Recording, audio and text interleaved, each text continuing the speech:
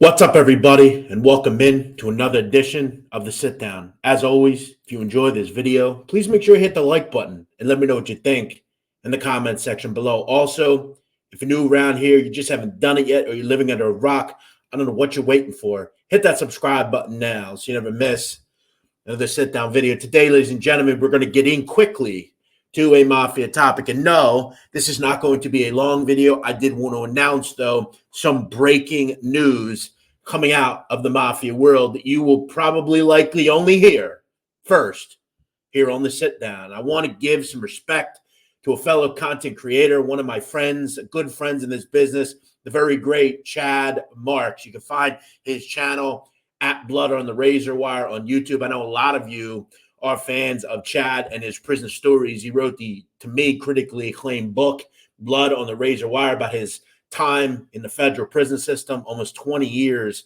And during his times, he met some very interesting characters. Today, we're going to talk about one of them.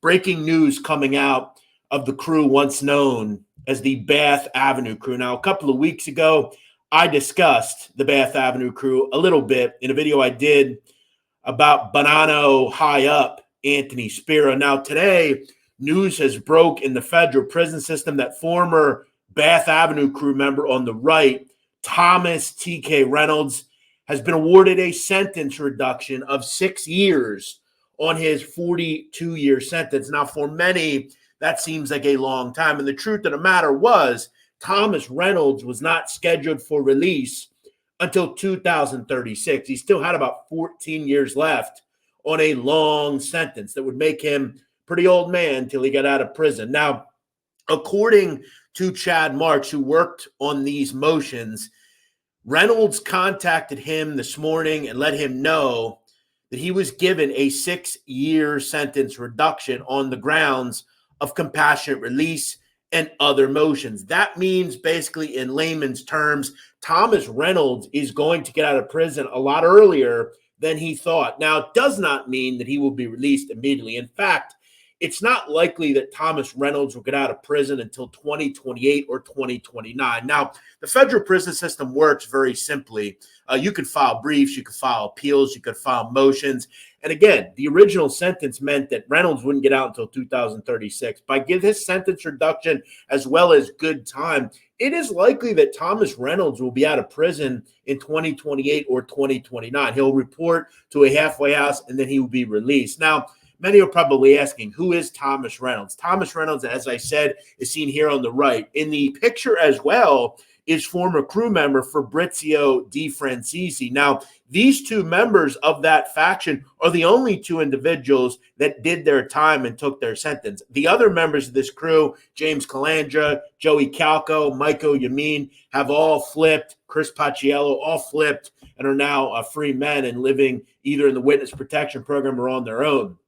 This all stems from a 1993 incident in which James Calandra, Chris Paciello, Michael Yamin, and Thomas Reynolds robbed the home of the Shemtovs in Staten Island. The thought that night was that Shemtov and the family had a couple $100,000 in a safe. They got the information from Paciello. Reynolds, kind of the ringleader of the group, walks to the door. Judith Shemtov, the wife of Mr. Shemtov, answers the door. In some sort of stupor, Reynolds, according to Calandra, accidentally shoots Shemtov. Now, whether that happened or not, either way, Mrs. Shemtov was killed. Thomas Reynolds actually was thought to get a life sentence. He then withdrew his plea and pled guilty. He was given 42 years in 2001. So 42 years, 80%, it's about 236 till he gets out. Again, though, in the federal prison system, you can file for compassionate release. Now, it is important to understand, and I know because I know, the truth of the matter is Thomas Reynolds, according to whatever you think, has changed his life considerably. From what I understand, he has become very religious. He has become a different individual. Now, remember, 2001, 20 years is a long time. Thomas Reynolds went from really being a young boy or adult, a young adult, to a man. And whether or not you think he deserves another life of freedom, that's not going to be my job to tell you. It's my opinion to just report on what happens in American mafia and Cosa Nostra history.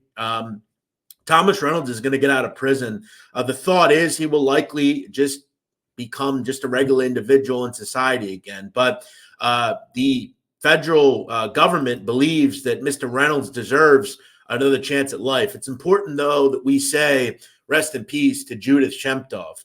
I did a video recently, and I will do another one on innocent people killed by the members or associates of the mafia.